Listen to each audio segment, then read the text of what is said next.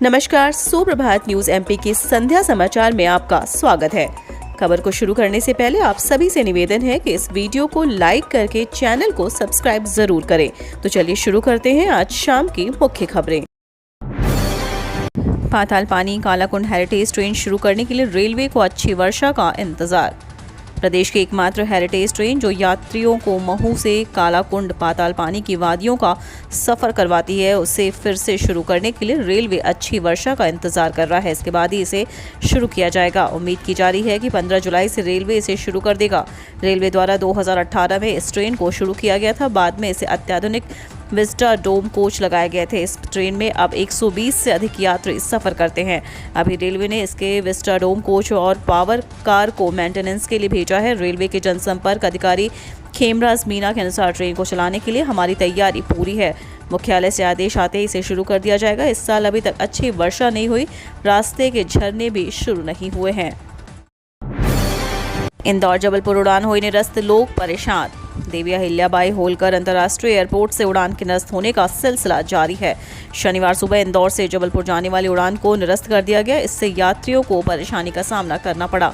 बीते कई दिनों से एयरपोर्ट से उड़ानें लेट हो रही हैं। प्रबंधन से मिली जानकारी के अनुसार इंडिगो की उड़ान संख्या 6E7316 रोजाना सुबह 6:30 बजे जबलपुर के लिए रवाना होती है। शनिवार को इस उड़ान को निरस्त कर दिया गया, जिससे यात्रियों को परेशानी का सामना करना पड़ा।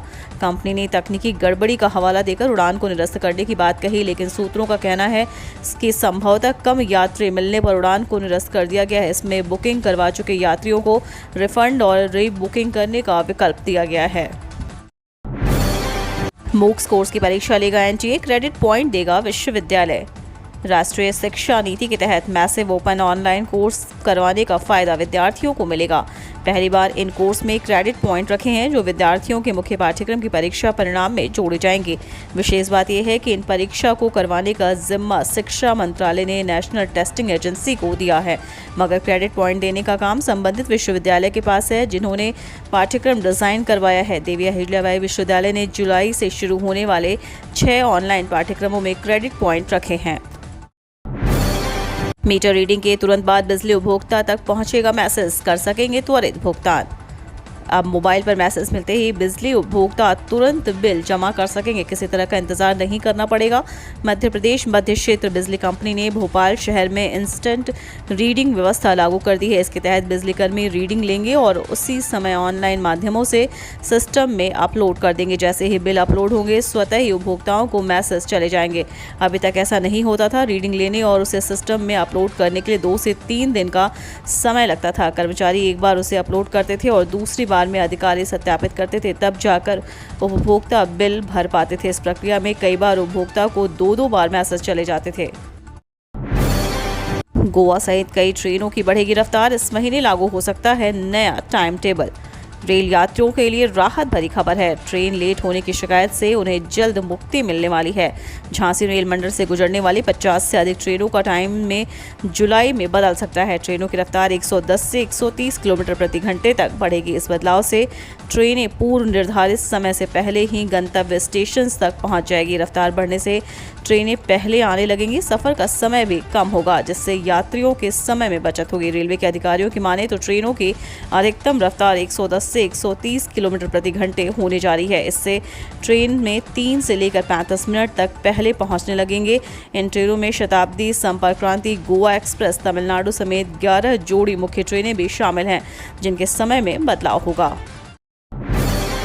उम्मीदवारों के लिए नई अपडेट, संशोधित पुनरीक्षित चयन सूची जारी। मध्य प्रदेश लोक सेवा आयोग के उम्मीदवारों के लिए बड़ी खबर है। आयोग इंदौर द्वारा मध्य प्रदेश हाई कोर्ट के आदेश के बाद असिस्टेंट प्रोफेसर परीक्षा 2017 की इतिहास और अर्थशास्त्र के बाद भौतिक शास्त्र और विधि विषय की संशोधित पुनरीक्षित चयन सूची को जारी कर दिया गया है। उम्मीदवार आधिकारिक वेबसाइट पर जाकर इसे चेक कर सकते हैं। दरअसल मध्य प्रदेश हाई कोर्ट के फैसले के परिपालन में आयोग द्वारा सहायक प्राध्यापक परीक्षा 2017 की संशोधित चयन सूची जारी की जा रही है। इसी क्रम में अब लॉ और फिजिक्स विषय की संशोधित चयन सूची जारी की गई है।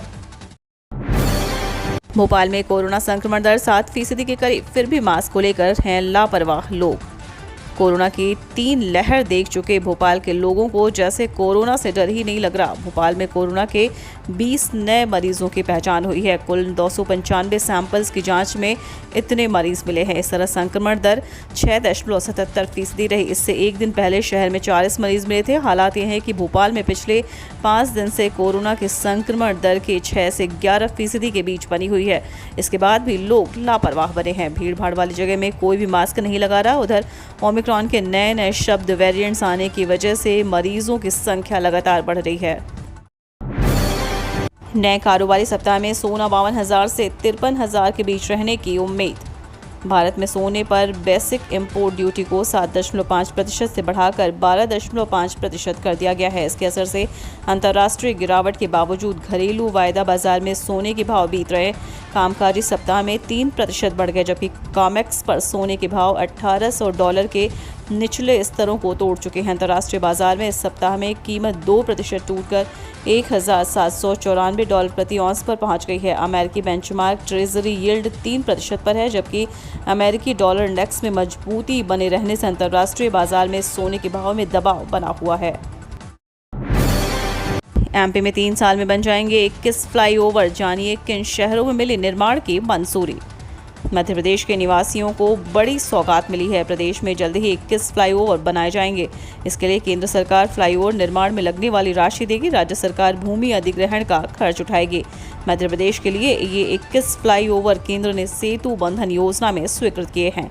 खास बात यह है कि सभी फ्लाईओवर 3 साल में बनकर तैयार हो जाएंगे। मुख्य सचिव इकबाल सिंह बैंस की अध्यक्षता में लोक निर्माण विभाग की समीक्षा बैठक हुई। राज्य के मुख्य सचिव इकबाल सिंह बैंस की अध्यक्षता में हुई बैठक में जानकारी दी गई कि प्रदेश के 10 शहरों ये 21 फ्लाईओवर बनेंगे। फ्लाईओवर बन जाने से इन शहरों में बढ़ते वाहन से जगह जगह लगने वाले जाम से मुक्ति मिलेगी। बादलों ने डाला डेरा। दोपहर बाद शहर में बौछारें पड़ने के आसार। अलग अलग स्थानों पर बनी 5 मौसम प्रणालियों के कारण मिल रही नमी के कारण मध्य प्रदेश के विभिन्न जिलों में गरज चमक के साथ वर्षा हो रही है। इसी क्रम में शुक्रवार को दोपहर में राजधानी में झमाझम बारिश हुई। 2 घंटे में 80.2 मिलीमीटर वर्षा हुई थी। मौसम वैज्ञानिकों के मुताबिक शनिवार को भी दोपहर के बाद गरज चमक के साथ वर्षा होने की संभावना है। शनिवार को सुबह से ही बादल छाए हुए हैं। तापमान बढ़ने के कारण दोपहर के बाद शहर में गरज चमक के साथ बौछारें पड़ने की संभावना है। अधिकतम तापमान 30 डिग्री सेल्सियस के आसपास रहने के आसार हैं।